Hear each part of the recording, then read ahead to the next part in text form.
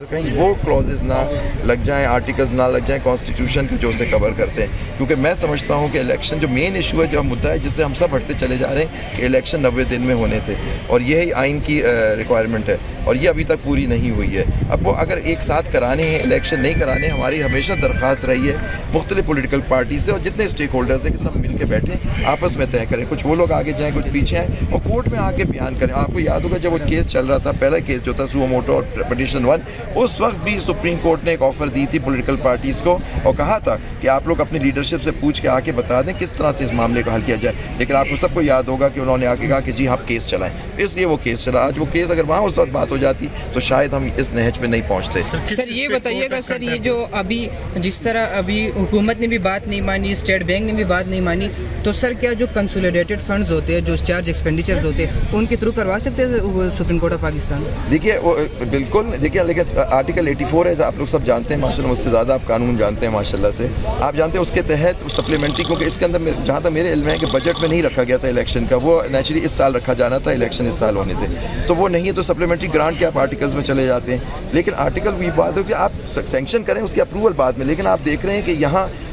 ایک طرف سے حکومت کہتی ہے کہ جی ہم دینے کے لیے تیار ہیں اور پارلیمنٹ اسے ریجیکٹ کر دیتی ہے، تو یہ کہیں یہ جو باتیں ہو رہی ہیں اس طرح سے، دیکھیے وہ کہتے ہیں you can not do indirectly which you can not do directly, تو اس طرح کی اگر یہ بات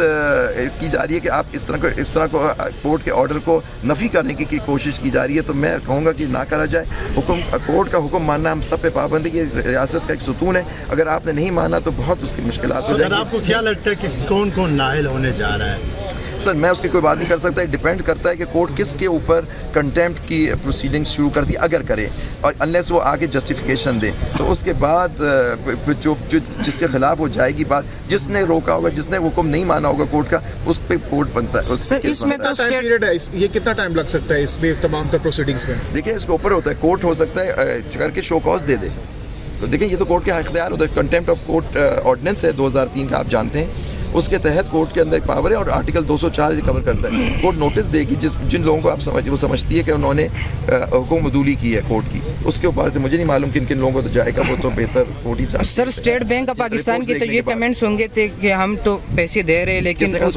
اسٹیٹ بینک آف پاکستان کی تو یہ کمنٹس ہوں گے آج سپریم کورٹ میں کہ ہم تو پیسے دینے کے لیے تیار ہیں، لیکن وہاں سے منظوری نہیں اور ہمیں پرمیشن نہیں مل رہی۔ تو سر یہ بتائیے گا AGPR کے تھرو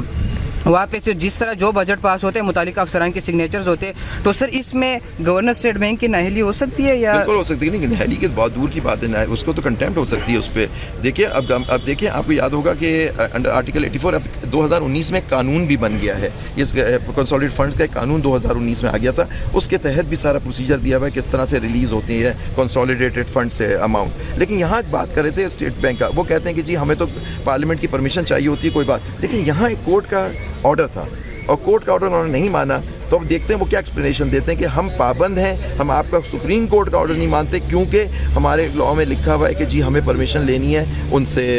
پارلیمنٹ سے، یا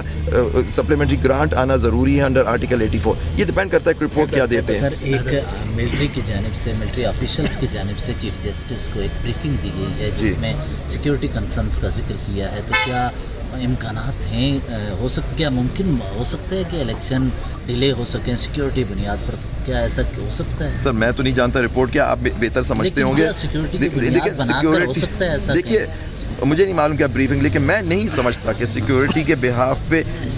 یہ کیا پروف ہے کہ 8 اکتوبر تک سیکیورٹی کے حالات بہتر ہو جائیں گے، لیکن نیچرلی کورٹس ہر چیز اپنے سامنے رکھے گی۔ دیکھیے یہاں تو آپ دیکھ رہے ہیں ابھی سیکیورٹی دور کی بات ہے، انہوں نے کیا بریفنگ دی وہ تو نہ آپ جانتے ہیں نہ میں جانتے ہیں، وہ عدالت جانتی ہے جنہوں نے بریفنگ دی ہے، لیکن ایک بات تو کلیئر ہے کہ وہ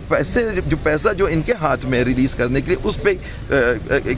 کھیل کھیلا جا رہا ہے کہ گول گول گھمایا جا رہا ہے سب کو۔ جی